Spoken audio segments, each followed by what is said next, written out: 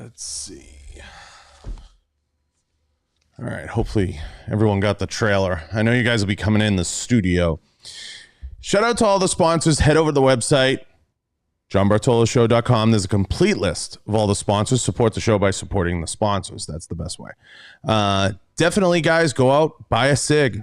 Shout out to SIG's Hour. Shout out to Big Daddy Unlimited. Secure It, Right On, Pulsar, Volquartsen, Galco Leather Holsters. I'm missing people.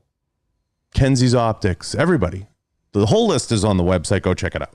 And down below, and I know Eric will be sharing the links, and he's already sharing the links for today's guest. She's a special lady. She's one of my all-time favorites. She's always welcome on the show.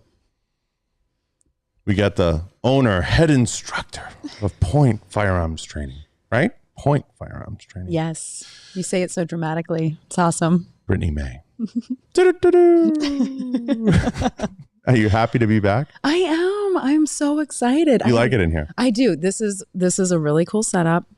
And I had a great time with you the first time I was on, and I learned so much. So I was so excited when you invited me back. I was like, I learned everything from you. I tell everybody that anyway. I learned it all from you. Oh, gosh. Yeah. It's crazy, right? You know, we were just kind of reflecting offline about like the last year, how nutty it's been and up and down and all over the place. And we'll get to obviously regular times, but we got SHOT Show back this year, right? We did. Are you excited about that? How do you feel? Well, I went, dun, dun. Right. It's honestly being a Vegas local. It's easy. It makes it so easy. Yeah. Cause I get to go home at night and, sleep in my own bed, do the whole thing. And then I can kind of pick and choose what I'm going to go to. So it's kind of easy breezy. Strategic advantage. Yeah. I was actually quite surprised that they pushed to do it again and kind of stuck with we all know that was dumb. Let's just be real. Yeah. We all know that was kind of dumb. Yeah. But I will say this, the foot traffic being down was very good. And you were able to navigate it a lot better. And I think that's the scale that it should be at. Yes. Did you see anything you liked is the point? Anything new? I didn't really have a chance to. I did not even take the time to really look and stuff because I had some other things obligated to. So I was kind of like in and out. I know the drill. Like you got meetings, you're bouncing around, you don't even get time to really study anything. And I think the only thing interesting that's come out this year really is that Helion from Springfield, I think it is. Oh, yeah. I think that was the only thing. I don't think there was anything super exciting. I didn't really look at soft goods. I wish I did. Mm-hmm. I love bags. I'm a bag hoe. Me too. Yeah. I have a ton of backpacks and stuff. I love that. I didn't get the proper bag time I needed at the show, but at least we got it back, right? So yeah. Step in the right direction. I think it'll be interesting to see how it pans out over the next couple of years because I hope they really look at the analytics from this year and maybe apply some stuff moving forward. We can only hope, Not right? Likely. Because it's so massive. It's just too much. You want to really go down this road with me? I don't actually. No. Stop. You provoke. You asked. But you're pushing me. I'm poking the bear. The bear. I've been on good terms with them, kind of. Yeah. I think. Good. Hi, Larry. But here's the thing. I think it's a good thing that it's back. Are you going to go to NRA? I love NRA. I do too. I haven't been to that show in a couple of years. I probably won't make it, but I'm going to try to maybe go this Sneak year. in. Yeah. You know what? It's a consumer show. It's just lighter. You can walk around. You meet people that actually know who you are and you can have a conversation with or follow you or enjoy what you do. Yes, that's my favorite. Yeah. It's a little more low key. And it's like one of those you can see and do the whole thing in a night. Like one day, exactly. One night. That's how it should be. Yeah. Yeah, we wish. Yeah. Now, you said, this was an interesting year and it was weird for you. How was the instructing world? I mean, I didn't ask you this offline, but with everything going on, ammo shortages, everything in between, how is it? It's obviously been a rocky road. How is it getting people out to train? It's been interesting because the ambition to continue to train is still there. It's really just the ammo shortage and the pricing of ammo. That was definitely a big hindrance for folks, which was really frustrating because I hate that. I hate there being any hindrance because I love when people are motivated to go and then there's some BS that's happening in which it's hard for them. So people are hesitant to shoot the ammo that they already have that's stocked up in their garage, because they don't want to see those numbers decline and then they can't replace it. So they were struggling with that. when COVID first happened, they actually closed the range facility down that I used to teach at. It was about 4.5 months they closed it. So that was frustrating, but everything just kind of stopped at that point anyways. Now, people are not afraid to shoot their ammo. I think it's loosened up a little bit, but now we got stuff going on overseas again. So that's going to change things again as well, but people have still been ambitious, and I've done so many Zoom or online WebEx, whatever we want to call that, lessons online with folks too. The one-on-ones, people are all about that. I told you about that last time you were here. I'm taking a piece of that. You did. I should, right? 10%. I'm telling you, I told you about that. Yeah, so that's been great. Yeah, and so it's awesome too because you get the weirdos that'll just pay to fucking talk to you. Oh my you know God. what I mean? You get the freakies that'll like, who knows what they're into? Oh, geez. Yeah. Feet. I know, right? Yeah, I try to avoid those with the plague for sure. Show me how you pull the trigger with your toe. But I mean, Gross. there's none like you're using what's available to you. Yeah. And that's what's important. And that's why I thought streaming and going into some of those one-on-one type things were always the place. Yeah, it's been good. That's been really fun and awesome to meet people that are, over in the East Coast or, wherever. 100%. And, it helps them, especially very, very beginners who are very novice and they're scared. It helps them get comfortable with going to take their first class around other people at a range facility. I told you 50 times you should have your own podcast. That's interesting because you have a podcast. but of course I have. I've told you that last time. Should I do here. it? Should I start one? I would need all of this. No. You don't have to do it. This is ridiculous. You don't need this. This is high level stuff right here. This is ridiculous in here. This is a little over the top. We think we're Channel 5. I say we as no one's in here. But right. But I think it's more, you would do very well in that medium. Yeah. The scale doesn't matter. You can get on there and talk for 20 minutes, like you said, and just reach your audience and just kind of give them a little insight into maybe what you're jonesing on that week or what you're working on or what your students are telling you and feedback. And I think they'd enjoy that. I should maybe do that. I do love talking with people. Yeah, I wouldn't make it about guests and flying people in. And before you know it, you got midgets flying around like in here. It's crazy. Insane. Yeah, I would probably not want to do that part of it for sure. So people are getting back out. People are training. Yep, people are. But slow. It's slow and steady. And obviously, now we have everything that's going on, which is interesting. But before we jump to that, because I know we'll get there, are you happy to see the masks lifted? And are you happy to see kind of the country come back to normal a little bit? Yeah, I am. At least socially. Oh my God. So I am not a fan of the mask thing. I hated it from the start. It's got so pointless. Oh my God. Everything about it. And then, I love people. I want to see people's faces. I want to read their faces. I want to see smiles. Just everything about it was bad. And then the kids at school having to wear these masks. I mean, come on. That got crazy. Yeah. So I'm really, really glad. I just want it to be of dude, you want to wear the mask? Go for it. You don't? Cool. You don't have to. Can we just be America? They lost me. Listen, Brittany, they lost me after 2 weeks. You want to wear masks for 2 weeks, but you don't know if people are puking on people and they're getting AIDS. I'm all for it. 100%. Yeah. You don't even have to sell me hard. I'm in. Right. Listen, after the 2 weeks, you're telling me that a droplet flies out of my mouth and gives somebody the flu. Yeah. And that's why I'm wearing, come on. You lost me.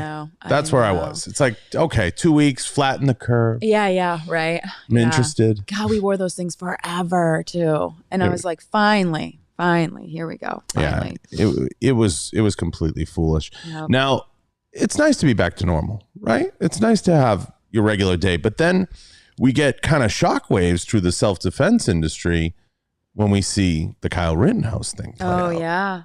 Yeah. Now, what do you think of that? I want to get your thoughts on it. Oh, goodness. Well, I mean, you got to watch because the trial by media thing is, he wants to go after everyone. Yeah, I saw that. He wants for defamation. Yeah. And there's some big players that he could go after for sure. I don't think he'll win. We all know how defamation suits go. It's interesting. Yeah, right? I think he's got legitimate claims against the media. Sure. The individuals are where he's going to struggle, in my opinion. And I wanted to start with the Kyle Rittenhouse thing. We'll get to Alec Baldwin, but in his particular case, what I saw was for a 17-year-old, and you've been in the self-defense industry for a long time. I have. For a 17-year-old to get everything right the way that he did, I was like, because I've said it 100 times on the show, that whole crowd's damn lucky he didn't open up on them. Oh, for sure. 100%. Damn lucky. However, but he got it all right. He did. He and they hate him for it. Sure. Yep. The only argument I will say is he shouldn't have been there that night. 100%. I've said it 55 times on this show. Yeah. I don't care, and I agreed with what even Black Rifle said. I've sat with Evan, I've talked to him. He said, we don't sponsor him. But for some reason, our industry has this weird thing of like, if you're 12 years old, you should have a gun and stand a post. I don't know. I know a lot of people with kids. I don't think they want their 12-year-old standing a post. Right. I think they take that in such a literal way. Yeah. At the end of the day, we all know what Kyle Rittenhouse was. Yeah. Okay. And we all know what he was being there and what he was trying to be. For all intents and purposes on the surface, we have to take what he said. He wanted to be there to help. He was trying to be a help. True. And regardless of what you think of him, in a self-defense scenario, he got everything right. He did. He really didn't have a lot of mistakes. So you can't knock him for that. Yeah. And for people like Whoopi Goldberg and whoever to say this or say that, listen, I'm not going to say what I would normally say if people weren't paying attention, but it's preposterous. It's totally preposterous for her to put out there those claims. And I think he has a right. Now, getting it on an individual versus a company or a corporate entity, that's going to be hard. I agree. Hanging it on them. Yep. So it leads into the Alec Baldwin situation, right? Oh, yeah. Now, what are your thoughts on that? Oh, goodness. I want to get your take on that. Well, terrible.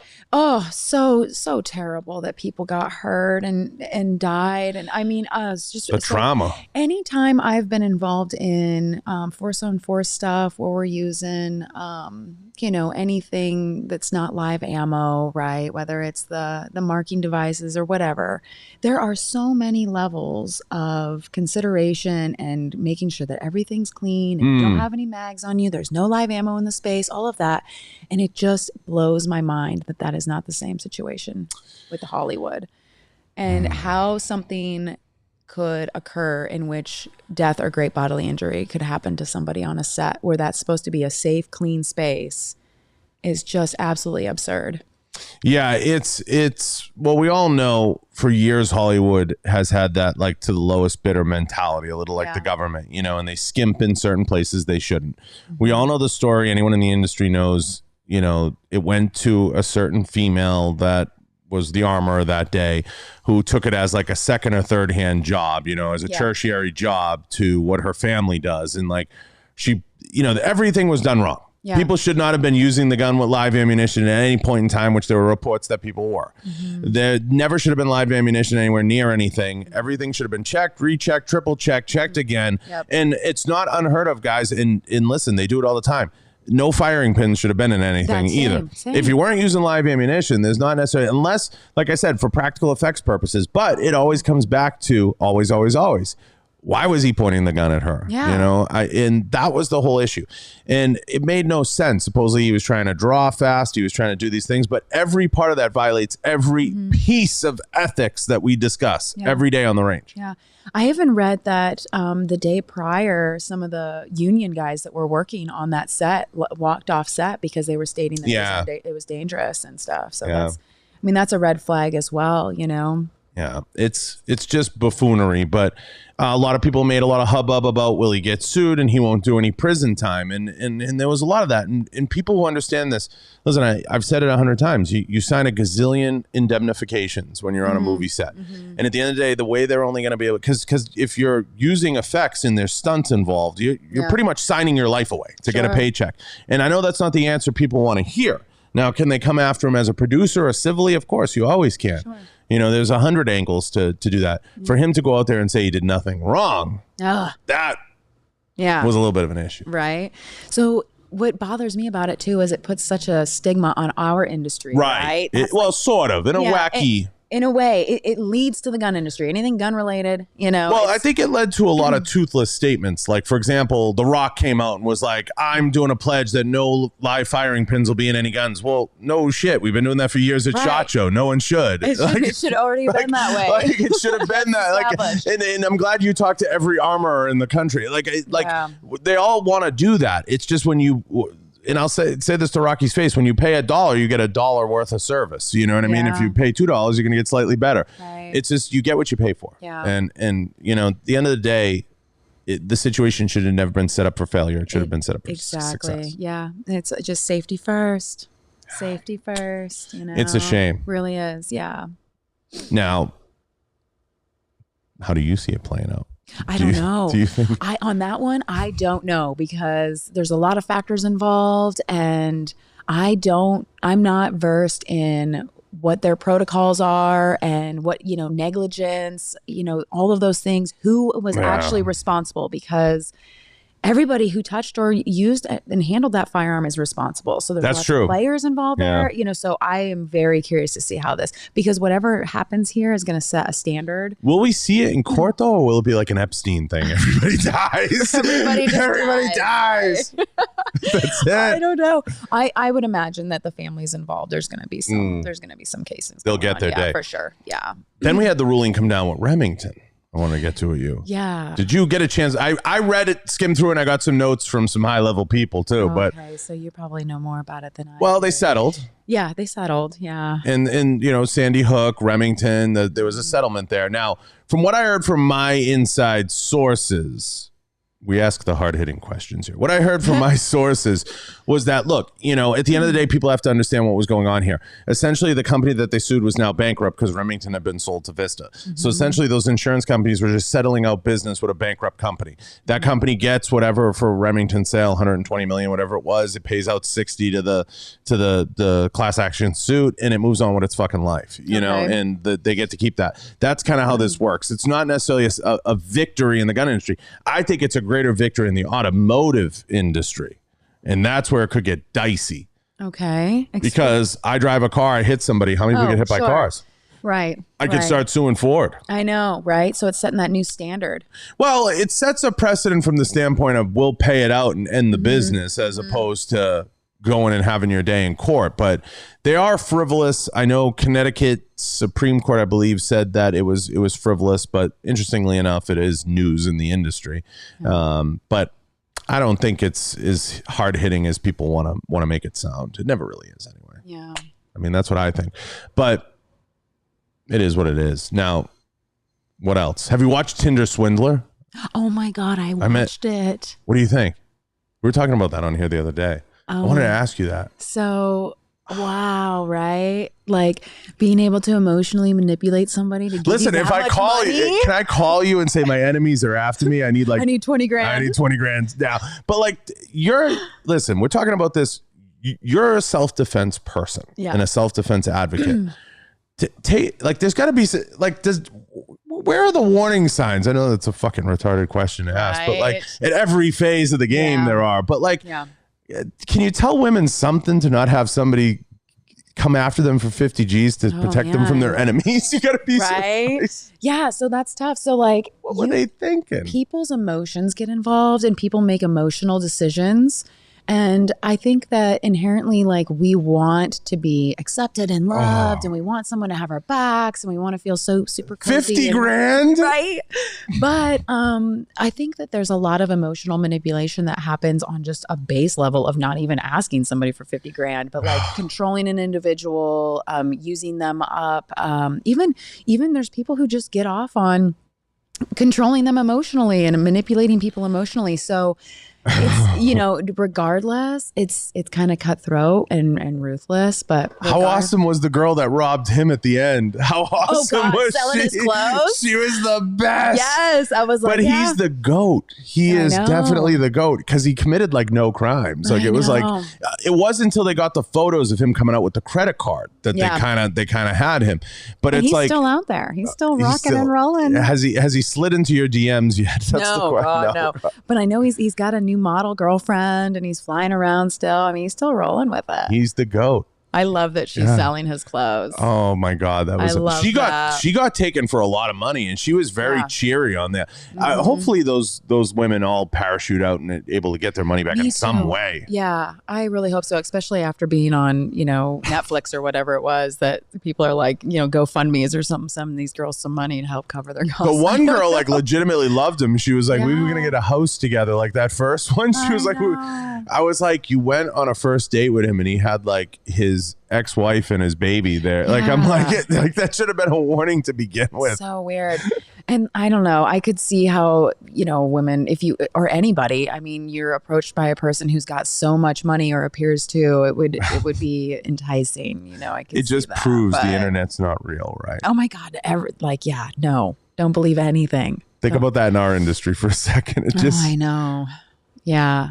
It's an awesome documentary, and if anyone hasn't seen it, not to advocate that type of smut, but it's good. It is good stuff. It's it's long too. It's like 2 hours. I know. Sucked me right in. You gotta buckle up. Then there's the Anna Delvey one. That was the other one. Oh yeah, the chick. Did you see that one yet? It's like an 8-part series. I haven't watched all of it. I think I'm on like the 3rd or 4th episode or whatever. But the story, I remember when the story broke. And I was like, very interesting, these like scammers. And well, I mean, like we have to start building those into our courses. Like you have to start, we have to build that into our toolbox now, the tactical toolbox. Right. We have to start understanding these people because they're out there. She almost got 60 million.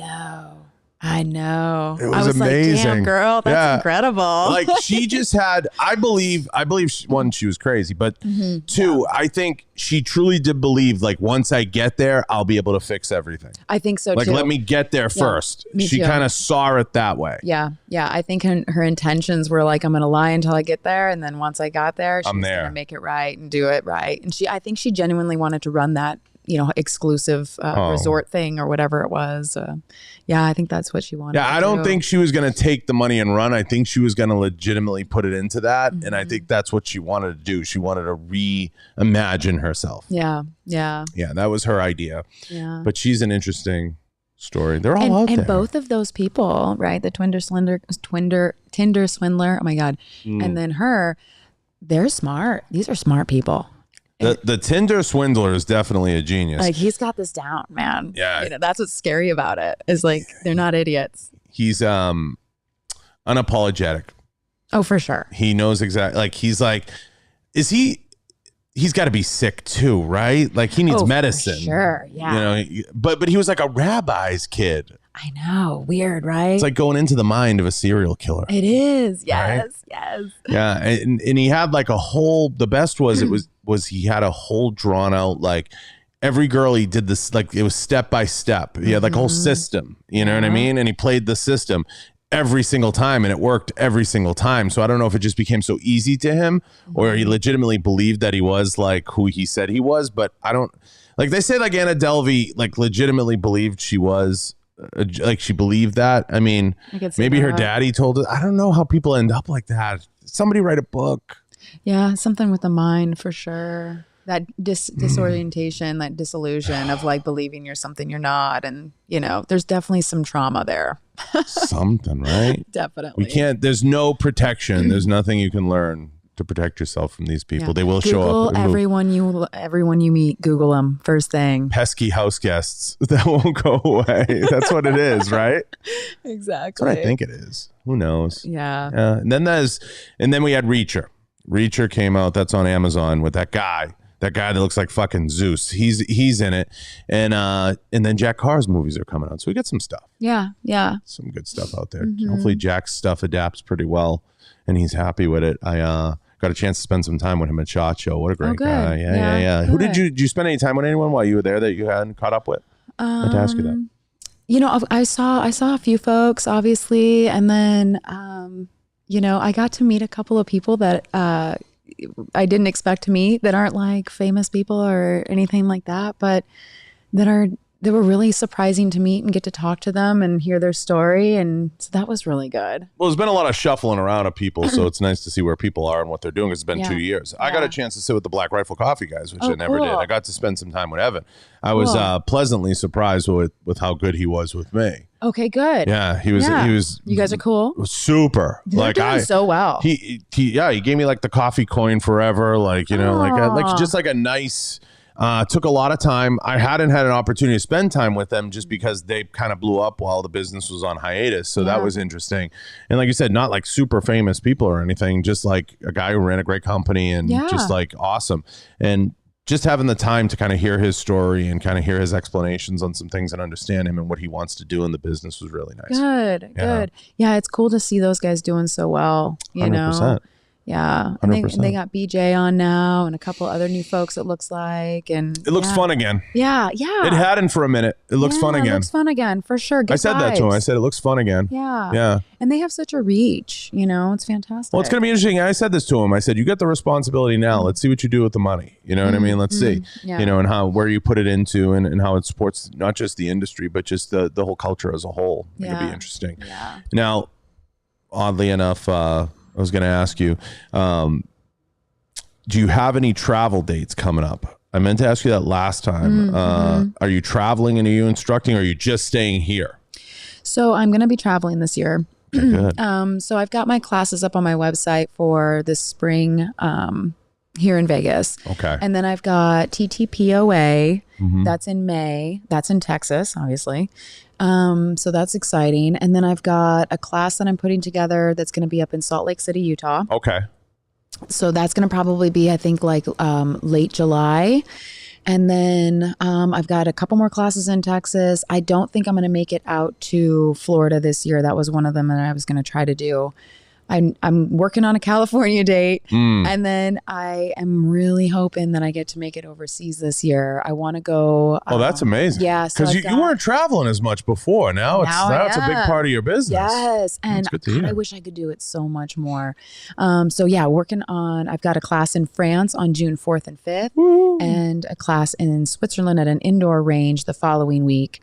During the week, Wednesday and Thursday. So I've got those two. And then I actually got a lead for South Africa.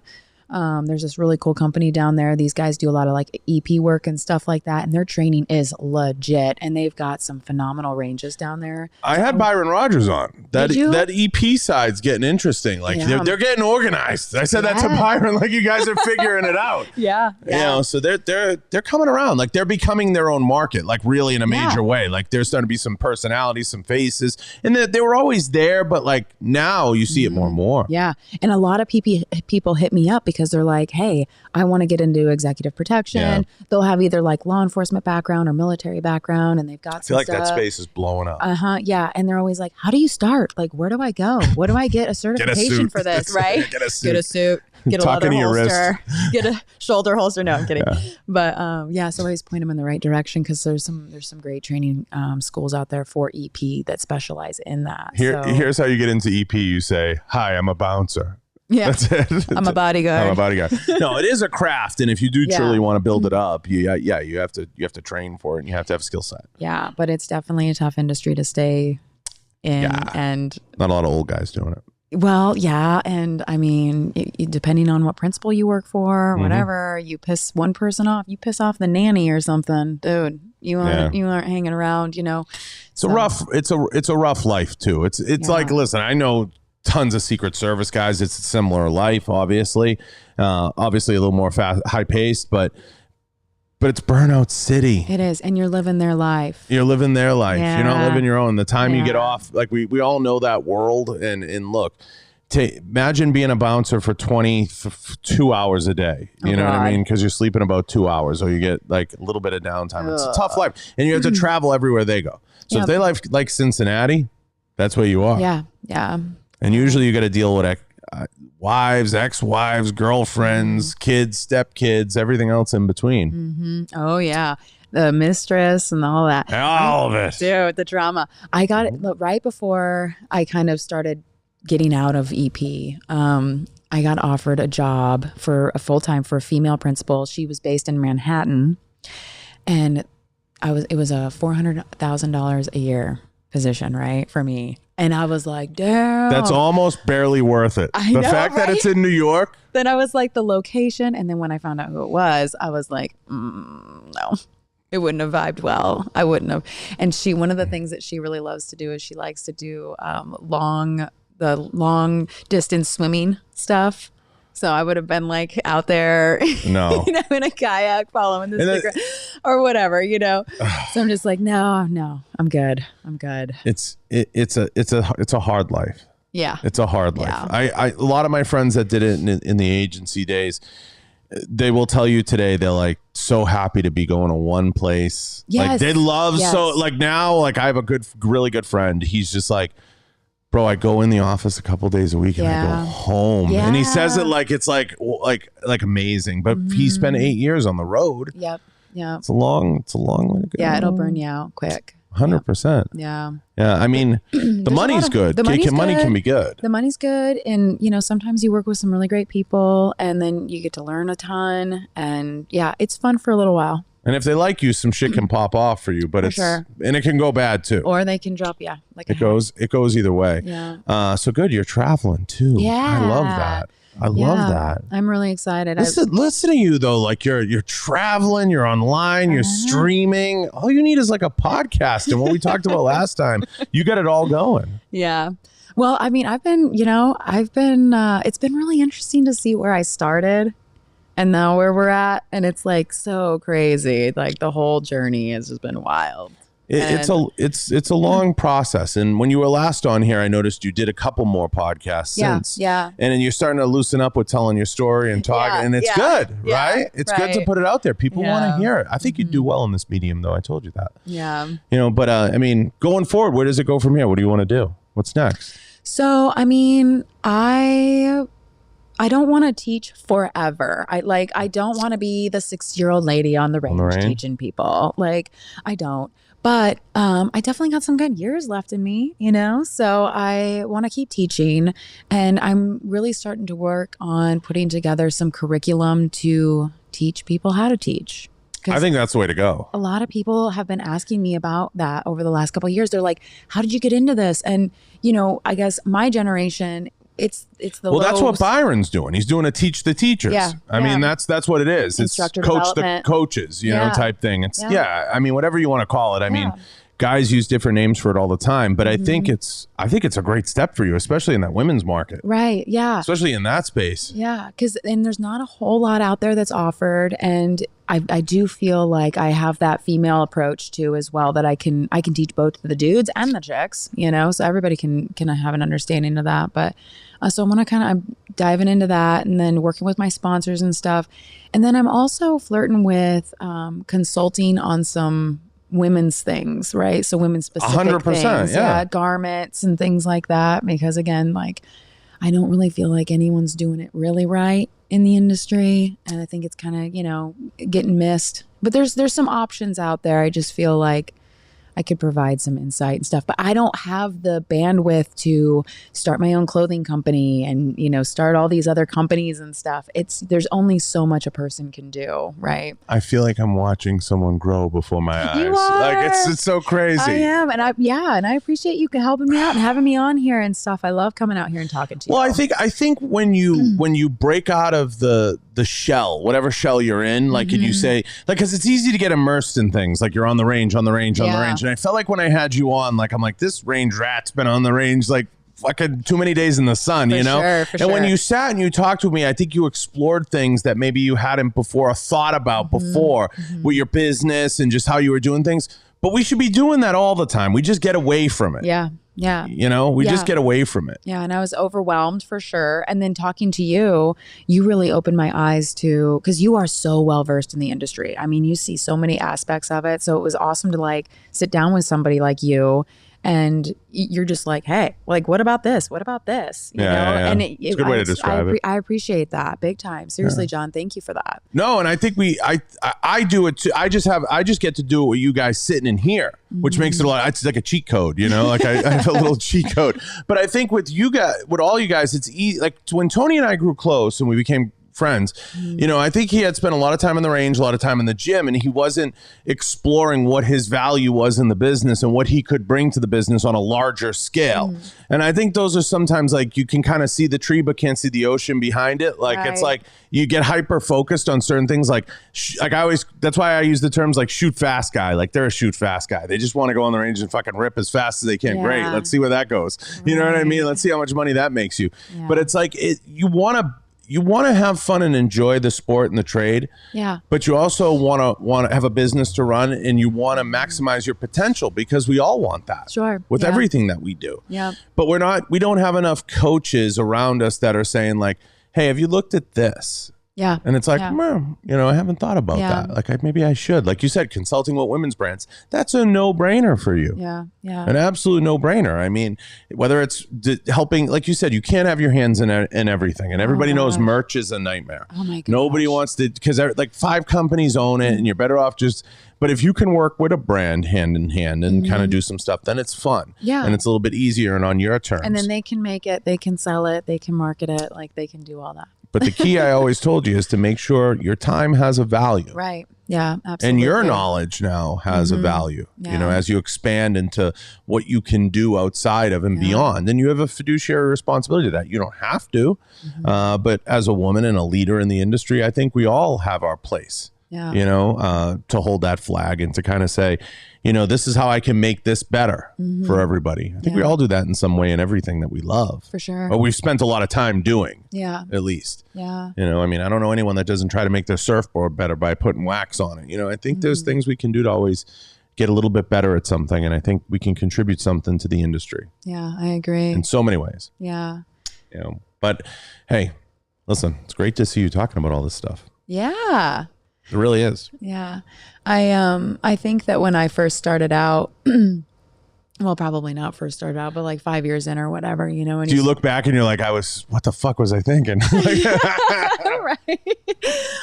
You know, not a whole lot, honestly. Like I'm kind of proud of, you know, I've stayed true to myself, which has been really important, but the message. But, you know, like there was definitely a time where you start kind of getting recognition and stuff and things are getting thrown at you.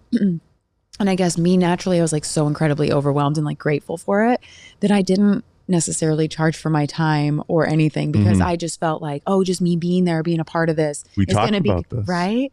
And so, yeah, but then it comes to a point where, if this isn't going to make me money, then I've got other things that I can do with my time that will. And I'm not, you know, I'm not money driven by any means. No, but you find that, yeah, the time's better well spent. Yeah. You know? Yeah, exactly. So, and I'm, you know, I'll give away what I can give away when and where it's appropriate. But other than that, like I've got to take care of myself at the end of the day. At the end, yeah. And if the person I'm working with doesn't respect that, well then, okay, cool. Deuces, bro. Like 90% of the companies out there in this industry, they're very selfish. I've said it for a very long time. And it's not a secret. I say it on air. I have some of the best sponsors because they get it. And I work with some of the best brands because they get it. Right. But a lot of them, and we've talked about this, Brittany, over and over and over again, this is the firearms industry. You can pretty much show up to any show, anything, roll up to a booth and get like a free muzzle brake or a bag of lube. Sure. But the moment you start kind of working together with that brand a little bit, like they really, a lot of them really believe like they can pay you in muzzle brakes. I know. They think that like that's like currency. Like, hey, we'll send you a rail, and I'm like, that's cool, dude. Like, what the fuck are you talking about? Like, do you see this warehouse? Like, what are you talking about? Yeah, I know. And then, you know, I mean, I am not kidding. I have a closet, an entire closet full of stuff. I give so much stuff away to people, my friends and family. Every weekend you could do a giveaway. Oh, for sure. And, you know, I get it. Like people want T&E and I'm down to T&E, but it's got to be worth my time. Like I've got to be able to, you know, it's got to be worth my time at the end of the day, you know. 100%. So 100%. I'm not opposed to doing things like that or whatever, but also, and this on the same circuit is I have my gear set up certain way and it's not locked in. You like what you like. It's not locked in for life. Like I'm open to changes over the years, but I'm not going to fix something that ain't broken. Okay. So for me to, you know, change the red dot on my pistol 5 times to try out different red dots, like it's just not feasible. I need time on that, whatever it is, product before I can give you some tea. You mean you won't whore yourself out to the highest bidder? I can't go on the range one time with a red dot and shoot, just in the daytime for 2 hours and then give you full T&E on it. Like I need like 6 months, 3 months. You know what it is? Honestly, it's the difference between selling ad space and being an ambassador. Okay. Right. So you want to put a jacket on and throw 50 patches on it? Great. They bought that space. You know what I'm saying? Yeah. But if you're going to truly get behind something and you're going to say it's a piece of gear where it's partly a review and you being an ambassador to that brand because you love that brand, otherwise it's just ad space. Yeah. And there's certain things that we as people are willing to trade for ad space. Does it matter? Am I like really stuck on what hat I wear? I'm stuck on what brand is on it. But there's certain levels that I'll play the game at. And, for us, I think we see it as like, I'm not going to whore myself out. I'm going to use what works and what I know is proven and if those brands want to work with me, great. But then there's other avenues where you can sell ads, you know what I mean? Whether it's on your streaming or on anything else that you're doing, podcasting, stuff like that. Like you can open that up to the universe. Yeah. And you can see what the universe gives you. But I think people don't realize if you truly stand by what you use, that means something. Yeah. It counts for something. And I know we all lose sight of that because we give so many people in the review game in our business too. That is true. And you know what I've been noticing a lot, and maybe is I hate it when people have to badmouth another product to promote their own product. That's like a sleazy kind of marketing. That's the oldest thing. It's put them down because it'll build me up. Yeah, that bully thing. Yeah, that goes on with people. Like, listen, are there shitty products out there? Absolutely. Is there crappy machining? Absolutely. Yeah, everybody knows who it is and everybody knows what they could say. Is there overpriced, overhyped stuff? 100%. I agree with you. I think brands do that. I think you see a lot of that. And then people make a big deal over they stole our design. You see this a lot in our business, our design or our patent. You know what I mean? I think people overplay that. Like all that. Listen, if you guys can't do the negotiating in private, then pay the royalty or the VIG and move on with your fucking life. That happens in every business. But I love people that are like, see, they stole that folding stock. That's really? Yeah. Is that where we are? I know. Come on. Well, you used to see that a little in the instructing world. Did you see that was my technique? I invented it. Stop. Yeah, I know, right? Stop. Yeah, that's why I love being a student. I definitely take classes from people all the time, to see what else is out there, see what folks are teaching. And I do. If I learn something from somebody and I specifically use it in a class, I will say, I learned this from so-and-so. You could steal a concept, don't steal a drill. Right. Yeah. Yeah. Oh, for sure. Or an entire block of instruction. Don't do that either. Yeah. It's okay to take a piece here, a piece there, put it together, make your own. That's been going on for thousands of years. I mean, come on, that's life. I didn't invent the handgun fundamentals. No. But I teach them my way. Yeah. It's crazy. Yeah. I mean, there was a lot of that going on, but this industry's weird like that. It has that streak in it sometimes where it's like, what do you mean he invented the trigger? There's that guy. But and there are some legitimate patent infringements, believe me. But for the most part, that stuff, it's just is weird in this business. It all gets exacerbated. Like a company will be like, you don't understand, our light's better because it has 80,000 lumens. You know what I mean? And you're like, stop. I know. God, the lumens we rubbed this lube on the space shuttle. You know what I mean? It's like. And then people are like, no, it's not. I boiled my hot dog in it last week. That's what goes on in this business. Yeah. Yeah. It's crazy. But what else though? What else for the business? Where are you going? I'm trying to bring you home with us. Where are you going? Right. What's going on with, you going to add anything else? Are you thinking about it? Right. So I did add a couple of new courses this last 2 year, whatever. I don't even know. I can't keep track. So I'm doing a handgun in-depth class now and a carbine in-depth class now. I do want to add a carbine low light class as well. I have a handgun low light class currently. So I want to add that. You should do a thermal class. A thermal class. You could charge big money for that. Yeah, gosh. But see, that's tough for me because not a lot of people have that stuff. I know, but if you could get it sponsored, then you have the stuff. I have the stuff. That class would sell out immediately. That'd be fun too. Why wouldn't you go to a Pulsar? Hi, Pulsar, one of my sponsors. Go to a Pulsar and say hey, listen, I want to put on a thermal class. It's never been done. And teach You know, people no how to one's use doing it. it. Not that Yeah. it's never been done, but nobody's No, doing it. Yeah. You know, at the civilian level, and be like, I need 10 thermals. Yeah. And we'll make it promotional, like everybody, and then you know, have them pay you to put it on, or give you one, you know, or let you host them throughout the year. That's the way to do it, because who isn't going to show up to use a thermal? I know, right? So that class is automatically sold out. Right. That'd be so fun. Because instantly it sounds insane. Yeah. Like if you told me $300 and I can go to a thermal class and you're going to set up steel and it's pitch black, Yeah. And I have the device for you. I have the thermal for you. I'd be like, I'm in. Yeah. That's the that would be sexiest fun. class going. That would be fun. Just got to think of it differently. I know, right? What else? Yeah, and then I've got a couple of ideas that are in the baby steps right now, but I really want to start putting on, maybe not quarterly, maybe just twice a year, like a women's seminar retreat kind of thing. Ooh. Yeah, where it's got to be the right location. So I'm still searching for that, because I need to be able to have a lodge, and I need them to have a kitchen so they can cook for us, and all of it's included. And then it's over a weekend, and it's close to a range, or there's a range facility on site. Sure. And then the women learn some combatives, they learn some handgun stuff. There's a lot of So make it more like a retreat and not like a boot camp. definitely not boot camp vibes. Okay. Yes. And small group, maybe 15 women, no more than that. I think that would do really well. I think so like too. a glamping approach to Almost. 100%. I think that would do. I think you'd get a lot of people behind that. I think you get a lot of brands behind it too. Yeah, me too. And I think a lot of it would be talking and discussing just simple stuff like self-awareness and, you know, keeping the creeps away and, Creepers. you know, things like that women can be more aware of to help them feel a little safer. And Capable. stuff. Yeah. Because, you know, here's the thing. I think a lot of, you know, I have so many conversations with men that call and they want their wife to take a class. They want their girlfriend to take a class. And they're like, I think she'll take a class with you. You got to convince her. Brittany, she'll do it with you because I'm a real man. And she. And I'm just like, oh man, have I shown you what I'm working with? you're approaching this the Christ. wrong way. Yeah. Because here's the reality, man. Like, if she doesn't want to learn, she doesn't want to learn. Like, same as if a girl doesn't want to do jujitsu, she doesn't want to do it. She ain't gonna do it. You can't convince anybody, you know. Right. But there's other alternatives. 100%. I don't feel like you have to carry a gun. Now, if you want to get there and do that, is it great? Heck yeah, I want you to.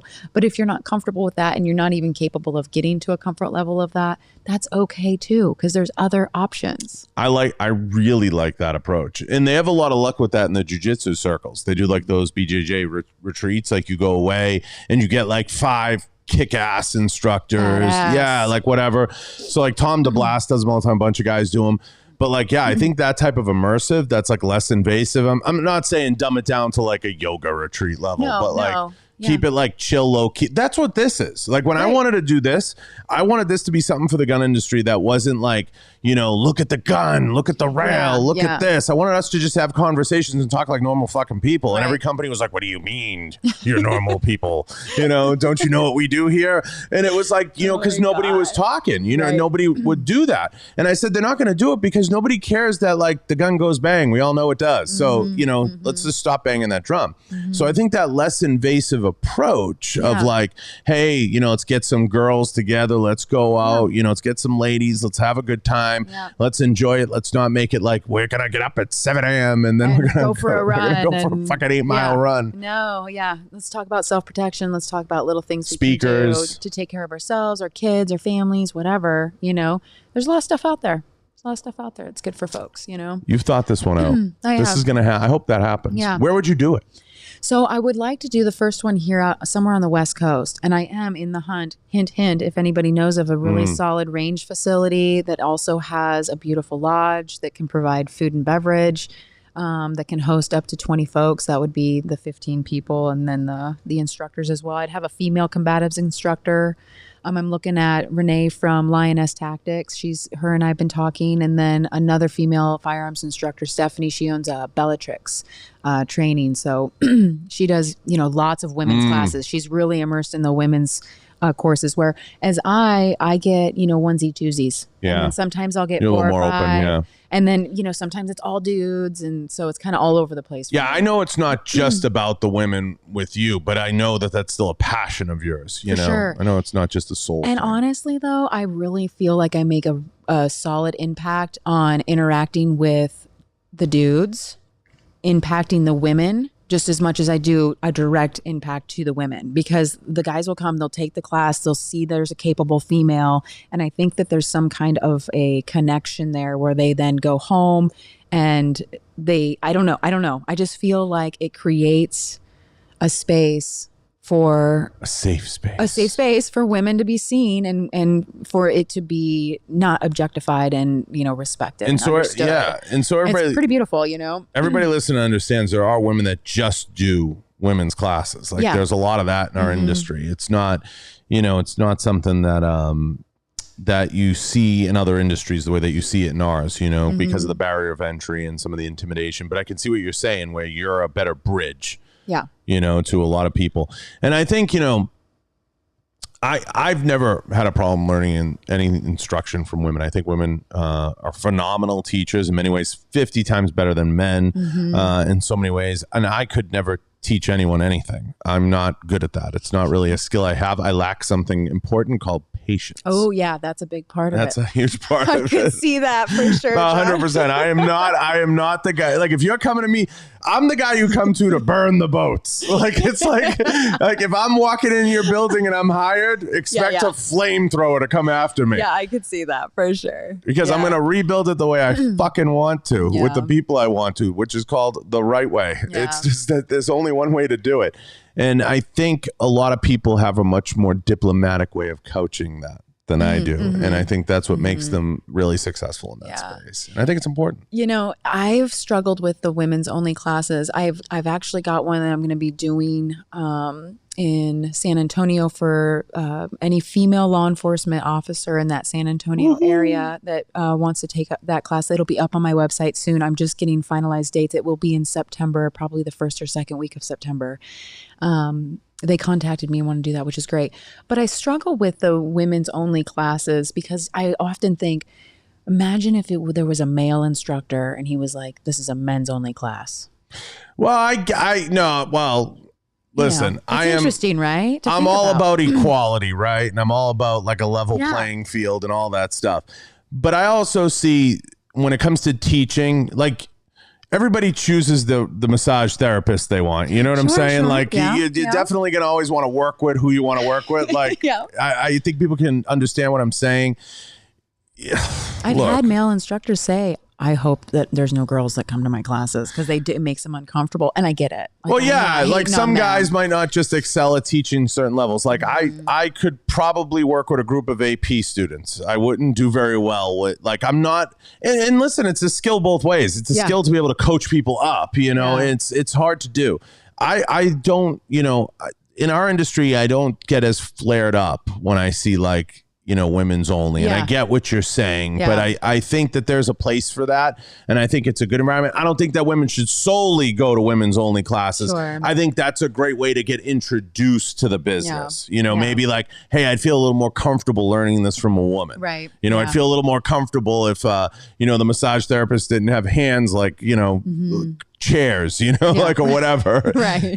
But like you get it. And I think that that's okay. But I get what you're saying. You can get a stigma attached to it. Yeah. I think that the biggest compliment I get from women is that they have said that I don't approach them so gingerly and so, like, oh, it's going to be okay. Yeah, like very you're real. soft.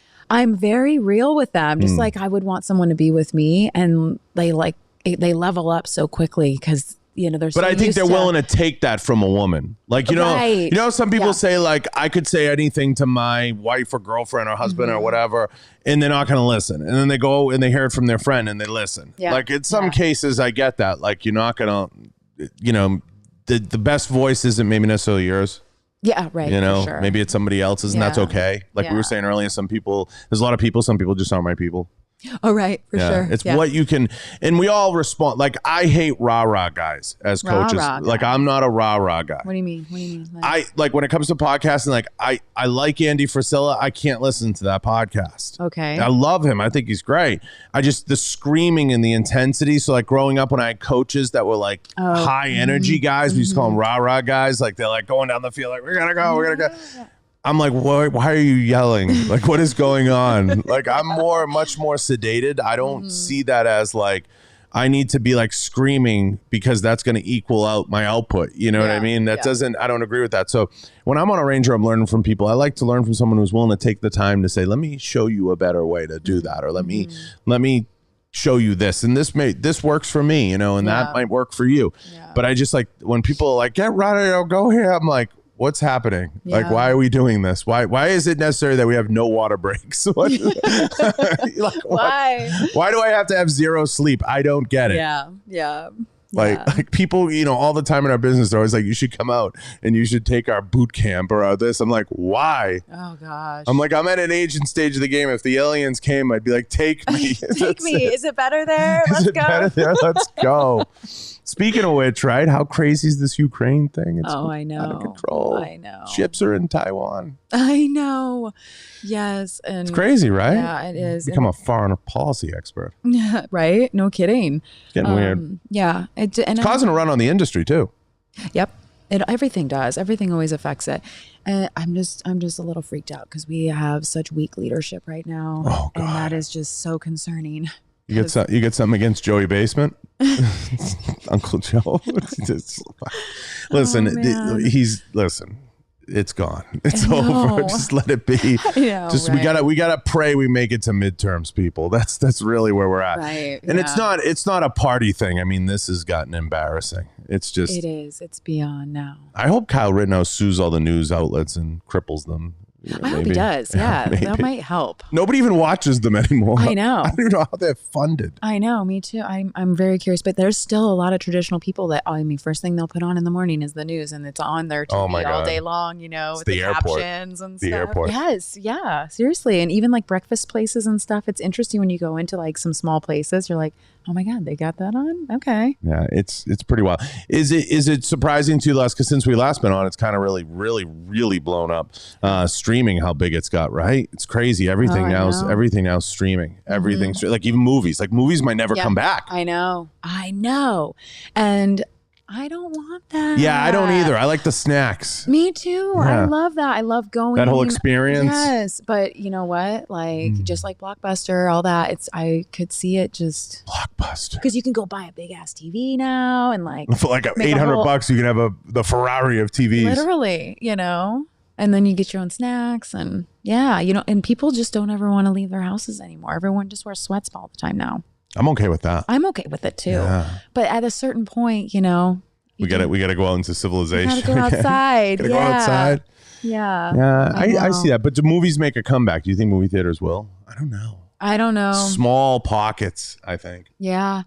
And I'm surprised, honestly. I thought there would be, there was definitely a lot of damage done by COVID, but I'm surprised that there wasn't more. Well, we're resilient people. Yeah. Yeah. I'm glad to see a lot of places didn't close down, but I know a lot did. I'm okay with a lot going online. I like that. Like the jobs and people like in our industry, what was really bad for a while was like, there's a lot of button pushers in manufacturing, but there was like a lot of jobs, like they just have that mentality of like, you have to be here, that I saw that relax a little across the board, and that's getting a little bit better. I'm not saying, listen, you have to hold people accountable to hours. I get it. But at the same time, it was like a little out of hand. Like, bro, we have cell phones, we have tablets, we have shit. Like I can be 5 minutes late. Like, what I mean? We're not going to die. I'm on the phone. Yeah. It's almost like, we weren't for a really long time taking into account the amount of time we were spending working or when at work. I feel like now we are. We're understanding that better. This is so interesting, John, because so my normal DOE job that I have, it's a Monday through Thursday job, and I'm very grateful that I have it. Classified. Right? Yeah, right. So, but I used to go in, and then when COVID hit, I've been teleworking. I'm still teleworking now. There's been a few times where I have to go in here and there, but not very often. classified stuff, things like that. We'll have to go in and have meetings in person for Sure. that and things. But most of the work has been from home. And it was interesting because a few months into COVID, it was kind of this push of like, we need to get people back to the workplace. We need to change this. People need to come back in. And then it was like, well, wait a second. We're kind of saving a lot of money. Yeah, I think the companies are figuring that out. And we are way more efficient now because no joke, going into work, I mean, I love the people I work with. I got a great team. And I mean, we BS and then we go to these meetings and then we're like, oh, you're going over there to do that? I'm going to go with you. It's meetings for your meetings. Yeah. That's what I used to call it. Yeah. And now, like, honestly, I get a lot more done. I mean, sure, I'm obligated to meetings and stuff and Zoom, WebExes and things like that. But as far as like document stuff and things like that, I get it done. But I think for a long time, companies got away with that like mentality of like, take your work home. And, you know, people would spend like 2-3 hours on the phone doing, you know, whatever, or maybe in front of a computer before getting a presentation done or something or whatever it was. We always took our work home. With that being said, there was also a fair amount of BSing in the office that always went on. Now you kind of have the best of both. Like, it's not necessary in most of these jobs to be in there every single day that existed. Right. And I don't think I could ever work a job where I did that, and I never really have. But I think for the most part, at least owners now are relaxing into the idea that like, hey, it's okay. Yeah. Like there's a lot of progressive brands out there that have had like unlimited vacation time and this and that. Yeah. And there's a lot of good brands in our industry that for a long time, because it's manufacturing too, and we have high periods and low periods, that they'd be like, you could take all the time you want off, but we're not saying we could pay you for all the time you want off, but people could go on extended leaves and things like that. But why does it have to be a leave? You know what I'm saying? If you just open it up a little bit and you give people a chance, how did people do it 100 years ago? Like, what if you had a doctor's appointment? It's like, I got to put in a sick day. Like, I know, right? It was so weird, right? Yeah, it's super lax now. I mean, if any of my employees are like, hey, I got to take my cat to the vet, I'm like, cool, no worries. Log in later. Like, all is good, you know? It's pretty chill. As long as you get your work done, we're good. Yeah, like, I mean, that's the whole measurable. The ROI is the work. And then also, like, there's several times where I will log in later at night to do my work because I won't be distracted by phone calls or anything like that. So it's kind of convenient. Yeah. Then I can just solely focus on this one thing and get it done in an hour versus like maybe 3. Like I'm a morning guy. Are you? By 2 or like I liked working in manufacturing the best out of all the years that I've been in a regular job. You know, when I mean, when you're a CEO, it's different. I was in there like 20 hours a day, but like 7 to 3 is like my fucking home run time. Yeah. You know, by 4, I'm dust. I need a minute. I'm in the wind. I need a minute because the whole day kind of falls on top of me the way I approach my day. It shouldn't. I have to do a better job about it. But I think everybody's productive at different times. Sure, for sure. Yeah. Why not harness that, right? Yeah. And it's good to recognize that about yourself too. 100%. Yeah. I mean, you know, by 4, I need to sleep for 20 hours before I can function. You know, I hardly even sleep. I drift in and out of it. I end up watching those cheesy shows. Oh man, well that's not good. You need to fix that. Well, you need some sleep. I don't mind it. It's worked for me. But are you getting some good REM sleep, or you just kind of surfacey? Fuck do I know? Yeah, you need to get one of those watches that tells you everything. I need a device on me. Like another device. Yeah, another device. It's enough. They already got a chip probably in us. This is true. It's probably true. So. All right. Yeah. Well, listen, let everybody know where they can find you, how they can reach you, and how they can get in touch. Sure. So I have my website, which is pointft.com. So Point Firearms Training, but it's shortened. It's pointft.com. And then my social media is Brittany Mae. That's on Instagram. I'm not really active on Facebook a whole lot. I'm on there a little bit. But the main thing is you can sign up and ask me any questions on my website or on social media. On Instagram. Either of those two are the good way to hit me up. And you are traveling. I am traveling. I've got, Utah, California, definitely Texas, and then a couple others too, for sure. I'm working on Montana. And you're looking she's looking for a range that wants to play ball for this women's retreat deal. On the West Coast. I want to do the first one on the West Coast. You got a brand behind it, or are you still looking for brands? I've pitched it to a couple of my sponsors. They're interested for sure. They better get moving on it. I'll spread this around. Yeah. So I think it would be really, really good for the industry. Good. Really, really good stuff. Good vibes, positive vibes. Good stuff. Yeah. I'm excited. I'm excited. I love having you. You know that. You're always welcome here. And I know John. Eric just shared your links and everything. I love having you. I appreciate You're always it. welcome. Yeah. We're Vegas locals, man. Yeah. Oh, God. Don't brag about that. Vegas locals. I feel like Jesus we're Christ. neighbors, though. We could be. Yeah. We could be. Yeah. Listen, I love having you. You're welcome anytime. And, listen, hopefully we'll be able to kind of see the forest through the trees the next few months. Hopefully we see some evolution and some things. And I really, we're all happy that the industry's kind of getting back to a little bit of normal. Yeah. In some way. It'll be nice. You're going to go to NRA? No. It's possible. It's possible. It's you said not for maybe. Sure. Yeah. It's not so guys, we don't know. She might be there. Yeah. All right. Listen, sign up for a class. Go check her out. And if you have a podcast, she's a great guest. If anybody out there listening, get her on. I've listened to you on some other shows. She's got the gift of gab now. She's doing it. You're the best, John. You're the best. I appreciate you. And thank you guys in the chat. Thank you to all the sponsors. Head over to the website. Go check out a complete list of the sponsors there. They're all listed down below. And Eric's been sharing them. Go check out POINT Firearms. POINT RFT. What does that fucking say? Wait, what? POINT FT. Sorry. POINT FT. POINTFT.com. Sorry, Eric. I was trying to read it. No, you're fine. I appreciate it. And thank you guys for sharing. And we are out.